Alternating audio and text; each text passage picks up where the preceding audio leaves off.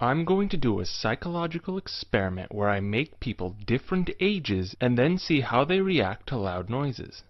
Well, I'd like to. Unfortunately, even with our advanced quantum physics and computers, we cannot reverse or control age like that. Psychological researchers are forced to work around the issue.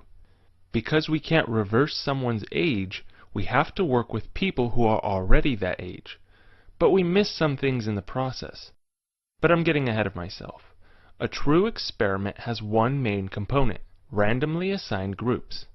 This translates to every participant having an equal chance of being in the experimental group where they are subject to a manipulation, or the control group where they are not manipulated. A quasi-experiment is simply defined as not a true experiment. Since the main component of a true experiment is randomly assigned groups, this means a quasi-experiment does not have randomly assigned groups. Why are randomly assigned groups so important, since they are the only difference between quasi-experimental and true experimental? When performing an experiment, a researcher is attempting to demonstrate that variable A influences or causes variable B to do something. They want to demonstrate cause and effect. Random assignment helps ensure that there is no pre-existing condition that will influence the variables and mess up the results. A silly example would be something like, does chemical X1 cause blindness? If you accidentally put all the people wearing glasses in the condition where you spray X1 in someone's face, then your results are going to be skewed.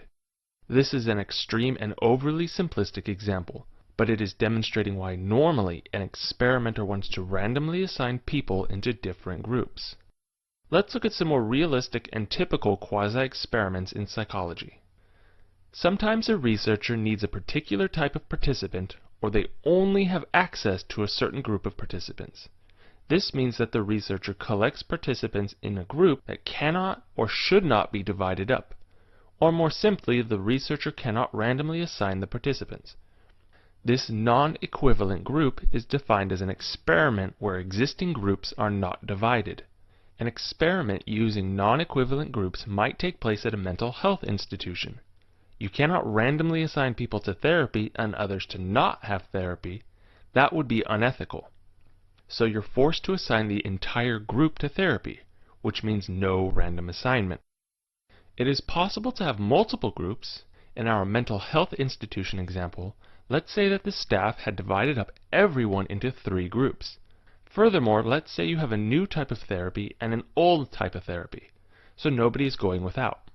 Randomly assigning the groups to try and make your study a true experiment is not sufficient. This is because there's no telling why an individual was assigned to any of the 3 groups. The reason an individual might be in group B and not in group A could skew your results. You need to be able to assign individuals to the treatment or alternate treatment groups to claim it as a true experiment.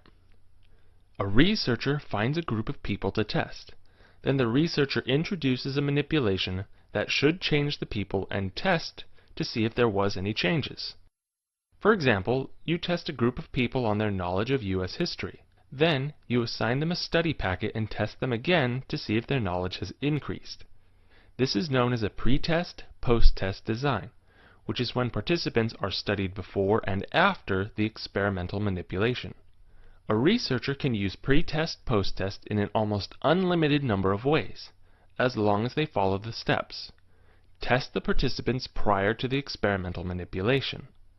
Perform the experimental manipulation, which is a fancy way of saying that you do something to the group, like give them homework or give them therapy or deafen them with noise. Test the participants after the manipulation to see what changes occurred. The reason pre-test, post-test is considered a quasi